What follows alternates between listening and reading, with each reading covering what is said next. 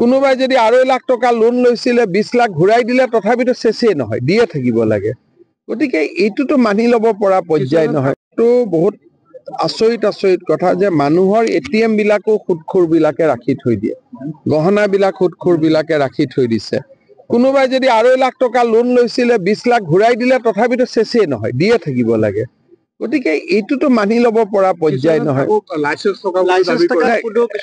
এইবিলাক চক লাইসেন্স ললে বছৰত 12% ইন্টাৰেস্ট দিব লাগিব বা 18% ৰিজাৰ্ভ ব্যাংকে ঠিক কৰি দিয়ে। গতিকে এনেকুৱা যদি কোনোবাই লাইসেন্স ওলাইছে এইটো ডুপ্লিকেট লাইসেন্স হ'ব, ইহঁতৰতো জেল আৰু বেছি হ'ব। সুদত দিয়া কাৰণেও জেলত যাব, লগত ডুপ্লিকেট লাইসেন্স লোৱাৰ কাৰণেও জেলত যাব। এইটোতো ডাবল লাইসেন্স হ'ব। কোনোবাই যদি 2.5 লাখ টকা লোন লৈছিলে 20 লাখ ঘূৰাই দিলে তথাপিতো চেচেই নহয়, দিয়ে থাকিব লাগে। গতিকে এইটোতো মানি ল'ব পৰা পৰ্যায় নহয়। তো বহুত আচৰিত কথা যে মানুহৰ এটিএম বিলাকো সুদখোৰ বিলাকে ৰাখি থৈ দিয়ে, গহনা বিলাক সুদখোৰ বিলাকে ৰাখি থৈ দিছে।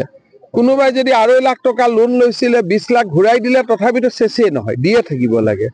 গতিকে এইটোতো মানি ল'ব পৰা পৰ্যায় নহয়। এইবিলাক চক লাইসেন্স ললে বছৰত 12% ইন্টাৰেস্ট দিব লাগিব বা 18% ৰিজাৰ্ভ ব্যাংকে ঠিক কৰি দিয়ে। গতিকে এনেকুৱা যদি কোনোবাই লাইসেন্স ওলাইছে এইটো ডুপ্লিকেট লাইসেন্স হ'ব, ইহঁতৰতো জেল আৰু বেছি হ'ব।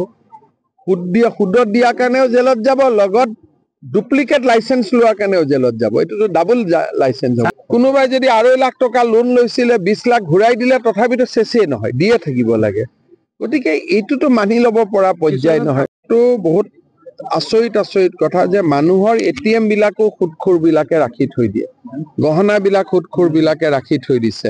কোনোবাই যদি 2.5 লাখ টকা লোন লৈছিলে 20 লাখ ঘূৰাই দিলে তথাপিতো চেচেই নহয়, দিয়ে থাকিব লাগে। গতিকে এইটোতো মানি ল'ব পৰা পৰ্যায় নহয়। এইবিলাক চক লাইসেন্স ললে বছৰত 12% ইন্টাৰেস্ট দিব লাগিব বা 18% ৰিজাৰ্ভ ব্যাংকে ঠিক কৰি দিয়ে। গতিকে এনেকুৱা যদি কোনোবাই লাইসেন্স ওলাইছে এইটো ডুপ্লিকেট লাইসেন্স হ'ব, ইহঁতৰতো জেল আৰু বেছি হ'ব। সুদত দিয়া কাৰণেও জেলত যাব, লগত ডুপ্লিকেট লাইসেন্স লোৱাৰ কাৰণেও জেলত যাব। এইটোতো ডাবল লাইসেন্স হ'ব। কোনোবাই যদি 2.5 লাখ টকা লোন লৈছিলে 20 লাখ ঘূৰাই দিলে তথাপিতো চেচেই নহয়, দিয়ে থাকিব লাগে। গতিকে এইটোতো মানি ল'ব পৰা পৰ্যায় নহয়। তো বহুত আচৰিত কথা যে মানুহৰ এটিএম বিলাকো সুদখোৰ বিলাকে ৰাখি থৈ দিয়ে, গহনা বিলাক সুদখোৰ বিলাকে ৰাখি থৈ দিছে। কোনোবাই যদি 2.5 লাখ টকা লোন লৈছিলে 20 লাখ ঘূৰাই দিলে তথাপিতো চেচেই নহয়, দিয়ে থাকিব লাগে। গতিকে এইটোতো মানি ল'ব পৰা পৰ্যায় নহয়। এইবিলাক চক লাইসেন্স ললে বছৰত 12% ইন্টাৰেস্ট দিব লাগিব বা 18% ৰিজাৰ্ভ ব্যাংকে ঠিক কৰি দিয়ে। গতিকে এনেকুৱা যদি কোনোবাই লাইসেন্স ওলাইছে এইটো ডুপ্লিকেট লাইসেন্স হ'ব, ইহঁতৰতো জেল আৰু বেছি হ'ব। সুদত দিয়া কাৰণেও জেলত যাব, লগত ডুপ্লিকেট লাইসেন্স লোৱাৰ কাৰণেও জেলত যাব। এইটোতো ডাবল লাইসেন্স হ'ব।